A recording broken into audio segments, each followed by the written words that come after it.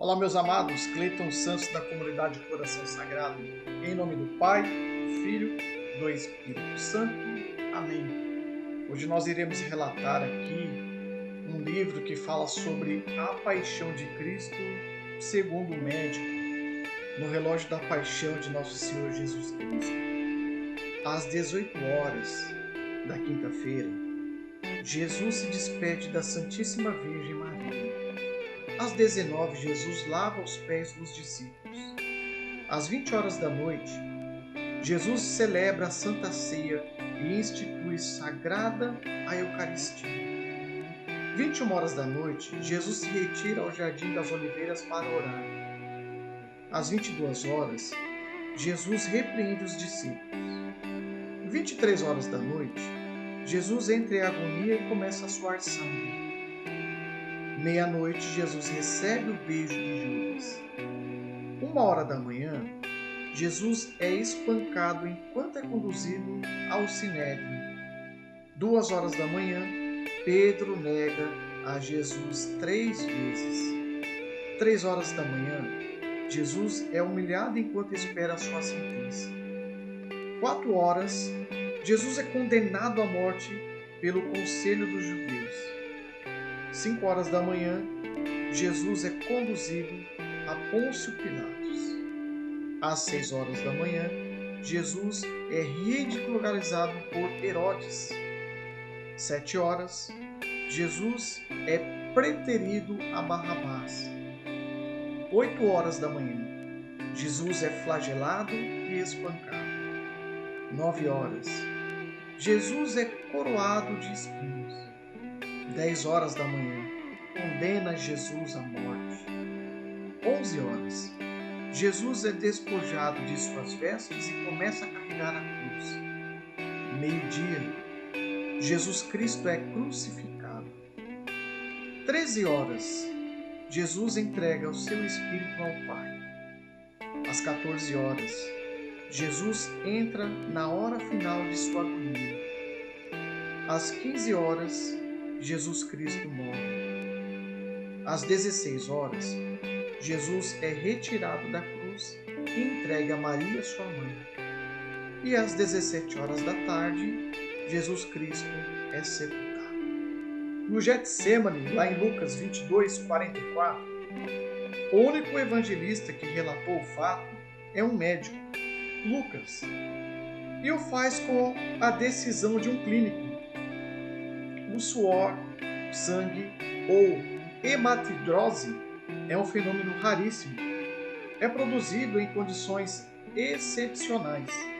Para provocá-lo, é necessária uma fraqueza física, acompanhada de um abatimento moral violento causado por uma profunda emoção, por um grande medo. O terror, o susto, a angústia terrível de sentir-se carregando todos os pecados dos homens devem ter esmagado Jesus. Tal tensão extrema produz rompimento das finíssimas veias capilares que estão sobre as glândulas sudoríparas. E aí, em sequência, vem a flagelação. A flagelação se efetua com tiras de couro múltiplas, sobre as quais são fixadas bolinhas de chumbo e de pequenos ossos. Os carrascos devem ter sido 2, um de cada lado e de diferentes estaturas. Golpeiam com chibatadas a pele, já alterada por milhões de microscópicas hemorragias do suor de sangue. A cada golpe, Jesus reage em um sobressalto de dor. As forças de esvaem, um suor frio lhe impregna a fonte. A cabeça gira em uma vertigem de náusea. Calafrios lhe correm ao longo das costas. Se não estivesse preso no alto pelos pulsos, cairia em uma poça de sangue. Na sequência, nós vamos falar sobre a coroa de espinhos. Depois, o escárnio da coroação, com longos espinhos, mais duros que os de acácia. Os algozes entrelaçam uma espécie de capacete e o aplicam sobre a cabeça. Os espinhos penetram no couro cabeludo, fazendo-o sangrar. Os cirurgiões sabem o quanto sangra o couro cabeludo. Ao caminho do Calvário, colocam sobre os ombros de Jesus o grande braço horizontal da cruz. Pesa uns 50 quilos. A estaca vertical já está plantada sobre o Calvário. Jesus, com os pés descalços pelas ruas de terreno irregular, cheias de pedregulhos, os soldados o puxam com as cordas. O percurso é de cerca de 600 metros. Jesus, fatigado, arrasta um pé após o outro. Frequentemente cai sobre os joelhos. E os ombros de Jesus estão cobertos de chagas. Quando ele cai por terra, a viga lhe escapa, escorrega e lhe esfola o dorso. A crucificação. Os carrascos despojam o condenado, mas sua túnica está colada nas chagas e tirá-la produz dor atroz.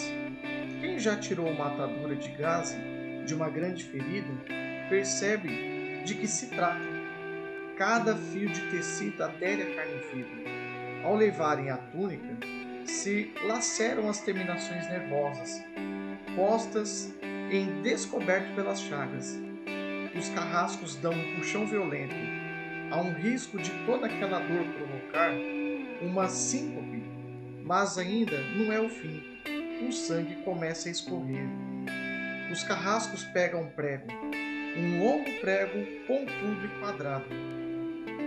Apoiam-no sobre o pulso de Jesus. Com um golpe certeiro de martelo, o plantam e o rebatem sobre a madeira. Jesus deve ter contraído o rosto assustadoramente.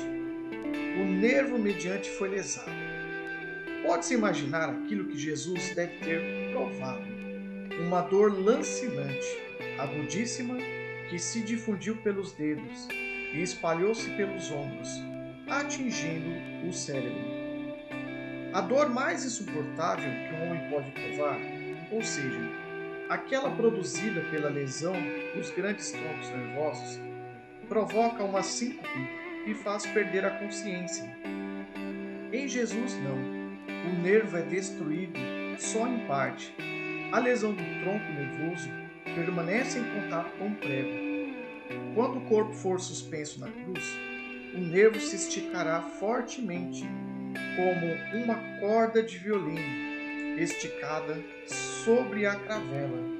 A cada solavanco, a cada movimento, vibrará despertando dores dilacerantes, um suplício que durará horas. O carrasco e seu ajudante empunham a extremidade da trave, elevam Jesus, colocando-o primeiro sentado e depois em pé, consequentemente fazendo um tombar para trás. O encosto na estaca vertical, depois rapidamente encaixa o braço horizontal da cruz sobre a estaca vertical. Os ombros da vítima esfregam dolorosamente sobre a madeira áspera. As pontas cortantes da grande coroa de espinhos penetram o crânio. A cabeça de Jesus inclina-se para a frente, uma vez que o diâmetro da coroa impede de apoiar-se na madeira. Cada vez que o Marte levanta a cabeça, recomeçam as pontadas agudas de dor. Jesus tem sede. Não bebeu desde a tarde anterior. Seu corpo é uma mistura de sangue. A garganta, seca, lhe queima. Mas ele não pode engolir. Tem sede. Um soldado lhe estendendo sobre a ponta de uma vara uma esponja embebida de ácido em uso entre os militares. Tudo aquilo é uma tortura atroz. Um estranho fenômeno se produz no corpo de Jesus. Os músculos dos braços se enrijecem em uma contração que vai se acentuando. Os deltoides, os bíceps esticados e levantados, os dedos se curvam. É como acontece em alguém ferido de tétano. Há isto que os médicos chamam tetania, quando os sintomas se generalizam, os músculos do abdômen se enrijecem em ondas imóveis. Em seguida, aqueles entre as costelas, os do pescoço e os respiratórios. A respiração se faz pouco a pouco, mais curta. O ar entra com um síbilo, mas não consegue mais sair. Jesus respira com o ápice dos pulmões. Tem sede de ar, como um asmático em plena crise. Seu rosto pálido, pouco a pouco, se torna vermelho. Depois se transforma num violeto púrpuro e, enfim, em cianítico. Jesus é envolvido pela asfixia. Os pulmões cheios de ar não podem mais esvaziar-se. A fronte está impregnada de suor. Os olhos saem fora de órbita. Mas o que acontece? Lentamente, com um esforço sobre-humano, Jesus toma um ponto de apoio sobre o prego dos pés. Esforça-se a pequenos golpes. Se eleva, aliviando a tração dos braços. Os músculos do tórax se distendem. A respiração torna-se mais ampla e profunda. Os pulmões se esvaziam e o rosto recupera a palidez inicial. Por que este esforço? Por que Jesus quer falar? Pai, perdoa-lhes porque não sabem o que fazem. Logo em seguida, o corpo começa a afrouxar-se de novo e a asfixia recomeça. Foram transmitidas 7 frases pronunciadas por ele na cruz. Cada vez que quer falar, deverá elevar-se tendo como apoio o prego dos pés. Que tortura! Logo serão 3 da tarde. Todas as suas dores, a sede, as câimbras, a asfixia, latejar dos nervos medianos, lhe arrancam um lamento. Deus meu, por que me abandonastes? Jesus dá seu último suspiro. Está tudo consumado. E em seguida, Pai, nas tuas mãos entrego meu espírito. E morre em meu lugar e no seu.